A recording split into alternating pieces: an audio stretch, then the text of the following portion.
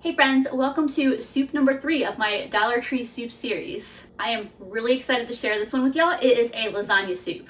Just a really quick reminder before I get started that I don't do these videos because I'm claiming the Dollar Tree is the cheapest or best place to grocery shop. I do them because it is a store that people who may not have access to traditional grocery stores often do have access to. And further emphasis, the Dollar Tree is not a grocery store. It is a store that just happens to have a couple aisles of groceries, mostly shelf-stable things. They sometimes also have a small fridge and freezer section that can have a little bit more variety, but even then, most of what they have is still gonna be processed, frozen convenience meals. That said, let's get started. I'm so excited to show y'all how I'm doing the cheese for this lasagna soup. Before I get into making the actual lasagna soup, I want to try something first, and a lot of it is going to determine the success of this being a lasagna soup, so I really hope it works. I have a quart of the shelf-stable milk as well as some vinegar and a thermometer. I'm gonna attempt to make some cheese to top our lasagna soup with, and I have successfully done this before with fresh whole milk. I have not tried it before with the ultra-pasteurized shelf-stable milk, but I've been wanting to for a long time, so I'm excited to see if it works or not. I'll start by emptying the entire quart of whole milk into a pot. We have new neighbors who have a dog that I think hopefully he's just getting used to new surroundings and has been barking a lot. I don't know if y'all can hear that in the background or not. Hopefully it's not too bad. I'm gonna heat this on kind of a medium-low setting. I don't want to heat it to boiling. The plan is to slowly heat it up to around 190 degrees. And of course that is where my thermometer here is. I love this thing. It was not expensive. I think I got it on sale for like $10 or $12 or something, and it works great for both meat and applications like this. And it's a very, very quick read. It doesn't take a while to decide what the temperature is. Some digital meat thermometers are so slow. You can see my milk is starting to steam, so I am stirring it occasionally. Let's see what we're up to. 140, so a little more ways to go, but not too far. We are getting there. All right, I checked a minute ago and we were in the high 180s, so I bet we are in the 190s now. And I want to keep this between 190 and 200. We're just about to hit 190 now. And there we go. Now it's time to add some acid. In my case, I'm doing vinegar because I think it has the most neutral taste, white vinegar in particular, and the Dollar Tree does sell white vinegar. It's funny, the warm milk, it's reminding me a ton of Kraft macaroni and cheese. But I'm adding a tablespoon and like slightly more than a tablespoon and a half to that quart. And I'm gonna stir this around, and if all goes according to plan, hopefully the curds and whey will start separating here. Like I mentioned, it's ultra pasteurized milk, which does not work as good, or so I've heard, but hopefully it will still separate. I mean, it does look like I'm getting some separating, at least on the spoon here. Make sure this isn't getting too hot.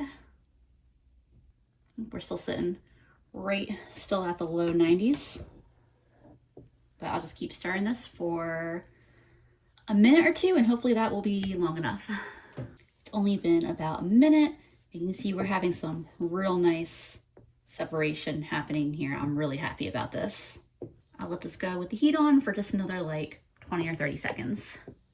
I'm very happy with how this has separated. What we've basically done here is create curds and whey. I have a whole video where I did this with a whole gallon of milk that I got on Manager Special. And so I show how I did that and some of the things that I made with the resulting farmer's cheese I got from it. So I will link that video at the end of this one if you feel like checking that one out. Pretty sure I recall I also made bagels with the whey that I had left after I drained the curds from it. But I'm going to turn the heat off of this, put a lid on my pot, and just let this sit for like 10 or 15 minutes before I move on to the next step. My timer just went off. This is obviously still quite warm. Oh yeah, that is exactly what I was hoping to see. So the stuff these big clumps that are easy to get out, I'm just gonna do that and put them in a bowl. I'm not worried about a little bit of liquid staying in there. Separate it so nicely. I'm not actually sure that I really need to drain it through a filter. Got my cheese right here. Brought my pot over, put my pot of whey on the back burner. I'm gonna turn the heat on this and start cooking the other half of that sausage from yesterday's soup. And here are the ingredients that I'll be using to make my lasagna soup. Some of them are already open because they're ingredients that I also used for the last couple days soups. So if you haven't seen those last couple days I did, that's why I have, you know, half a sausage, an open can of evaporated milk here. But anyway, so yeah, I have half a pound of ground pork sausage, a can of evaporated milk, a box of lasagna noodles, some grated Parmesan cheese, some chicken bouillon, some pasta sauce, a can of tomatoes, some minced jarred garlic, and then some string cheese. This is what I'm using for my mozzarella cheese. They had larger quantities of mozzarella, but it was going to be $3 for a whole brick of it or bag of it. I can't remember what they had, but I think this is probably all I'll actually need for this. First things first is I will get this sausage cooking up. And while my pot heats up here and I cook the sausage, I'm gonna see if I can get a second round of separation from my whey back here. It's already kind of a greenish color, but it's still kind of opaque. So I think I might be able to get a little more. So I'm just gonna add a splash of milk back to it, not much. And just like we did the first time, I'm gonna heat this up and then I'm gonna add acid to it again. My sausage is just about cooked and my mixture back here is right under 200. So there's a tablespoon and a little more than a tablespoon and a half, maybe a tablespoon and 3/4. Stir both these things at once here. And like I said, we'll see if we get any further separation, any additional cheese. If so, it's a bonus. If not, not really a big deal. My sausage is pretty much fully cooked here, so I'm gonna get a nice big dollop of my garlic in here, my jarred minced garlic. Because jarred garlic does not have the potency of fresh garlic, and because I'm not afraid of a lot of garlic, I put a lot in. Cook this for a couple minutes on the bottom of the pan. The goal is to get it kind of toasty and fragrant, and of course not to burn it. I'm gonna turn the heat off of my whey mixture here. I don't think I'm gonna get any additional separation.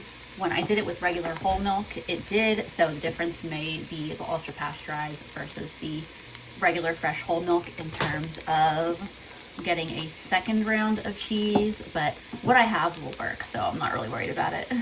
And it was worth a try. I'll just move that off to the side. I'm just gonna stir all of this together. Let that garlic finish cooking, mixed in with the sausage, and I'm gonna get some black pepper in here, as well as this ultimate garlic seasoning that I picked up from the Dollar Tree. I know I have the minced garlic in there, but I think that the different types of garlic seasonings, the different ways that they are preserved, result in like different flavor, and I like things garlicky, so we're doing both. Also gonna do a little bit of onion powder and a little bit of Italian seasoning. I gotta put this in one of my other containers because it doesn't like to come out of that container. I gotta fight with it to come out. Mix all that together, and then I'm gonna grab my can of tomatoes. For tomatoes, I've got the Muir Glen organic diced tomatoes. I don't know why my Dollar Tree carries so much of this brand's products, but if I'm paying $1.25 for a can of tomatoes, I'm really happy about it. They also sell the chili starter, like the big can of chili starter for this brand, as well as some other of the big cans that are like $3 to $4 at my regular grocery store. So I don't know if there's any rhyme or reason to the frequency that they carry these and how widespread that is, but I definitely appreciate it where I'm at. So before everything starts burning to the bottom of that pan, I'll get my tomatoes in there, and that liquid from the tomatoes is going to deglaze the bottom of my pot, so that way nothing will burn. And all that delicious flavor that started building up on the bottom of the pot lifts right off and get integrated into the soup. I'll let that all cook together for a minute or two, and I'll get my pasta sauce opened and my water ready to add.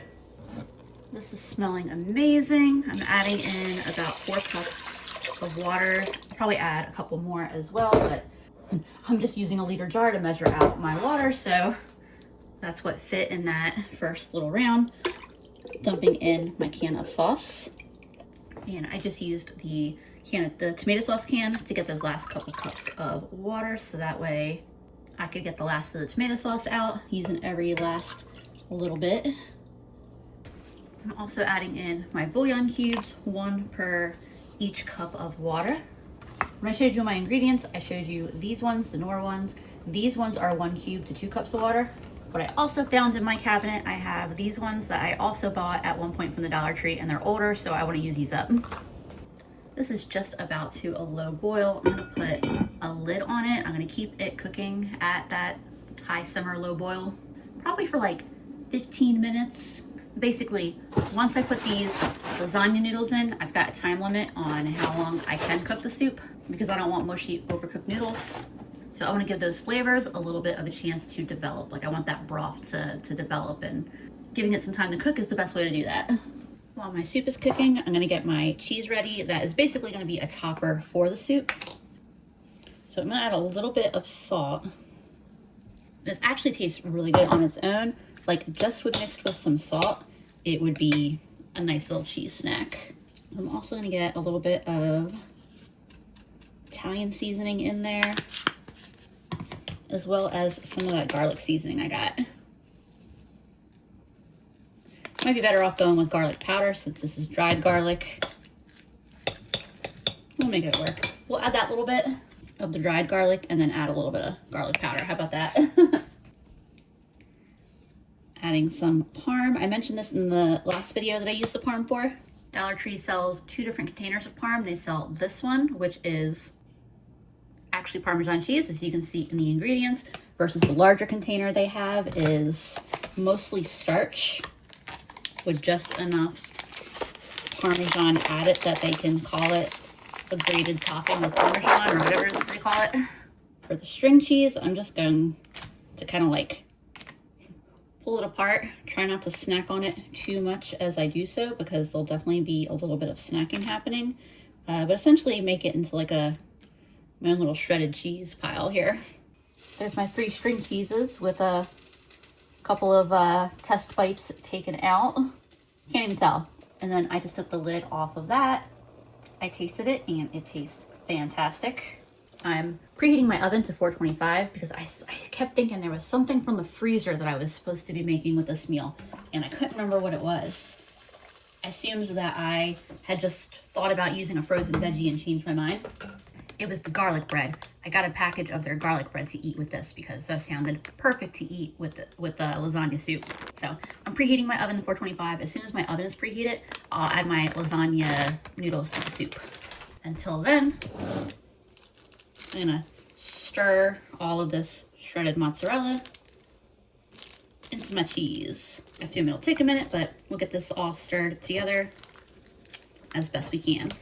I'm also adding a splash of my evaporated milk to my cheese mixture, just to add a little bit of fat and kind of help it kind of all bind together.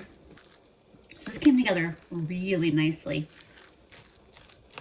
It's giving me a lot of ideas about things that I can make in the future. Like, it tastes a lot like a lasagna filling or a ravioli filling especially, so definitely opens up lots of possibilities that I might want a cheese mixture like this for in the future. My oven is preheated, so here's my Texas toast garlic bread. It comes in 4 slices. I'll cook it for 5 minutes and then flip it and cook it for another couple minutes. I'm surprised I have never used this in any of my videos because I know that this is something they've had for a long time. And yeah, I'm just really surprised that I've never actually done anything with it. And then here is my soup. I just took another taste of it and it is really delicious. I'm really happy about it. I'm glad I stuck with 6 cups of broth and not 8. Well, I don't know, we'll see, because once I add the noodles, I might feel different. Since this is 12 ounces of noodles, and obviously they're gonna soak up some of that water. I think I'll break them in smaller. I won't try to break a whole bunch of them at one. They still kind of splinter a lot as I break them. Either way, I'm just breaking them up into smaller pieces. There we go. Now I'm getting the kind of shapes I want. The goal is a bunch of pieces like this, but they're a little splintery, so it's a little hard. You want to break some noodles with me? They're a little splintery, but I'm like in what kind of? I'm just trying to get them like, just like that. Okay. Like that. That would be the ideal. I won't get my hand too close to the camera, especially because I feel like I'm just gonna hit. I see what you mean. Yeah, it takes a minute to get used to. Yeah, I'm doing great. There you go. Thank you. And I'll stir this around. I don't know exactly how long these will need to cook because they're the oven ready kind, and so it doesn't have a regular cook time on the box. I'm assuming about the time the garlic bread is done might be when these are done. I'm turning the heat off of this. I cooked these for like 7 or 8 minutes, and they're a real nice, slightly al dente. Nope, that one's a little long. Cut him in half. And you can see he absorbed a little bit of that water. I'm really happy at like the noodle to soup ratio here. Last thing I'll do is I'm gonna stir in a little bit of this evaporated milk, just to give it a little creaminess. And then this is ready to stick in a bowl and eat. Ooh, that looks so good. I have to steal a bite of this broth before I start putting it in bowls. Ooh, that bit of evaporated milk really takes it over the top. I'm actually gonna stick the last bit of this in here, so that way I don't have to put this little partial can back in. I do have another soup this week that I'm gonna be using evaporated milk in, I think. Either way, I bought 2 cans of evaporated milk to be able to use. So if I want it for that last soup, I got it for the last soup. That is amazing. I'm using a wider bowl today, so that way my bread will have room to sit. Even though it is dirtying up another dish that, you know, just for visual aesthetic reasons, I'm gonna do this anyway. I'm just gonna pack my cheese mixture into a little 1/4 cup measuring cup. I grabbed it because it's got kind of a dome shape to it. And then I'll kind of, there we go. Not perfect looking shape, but I'm not complaining. And I'll grab out a piece of my garlic bread, stick it right there on the side, and that is a pretty perfect bowl of soup if I say so myself.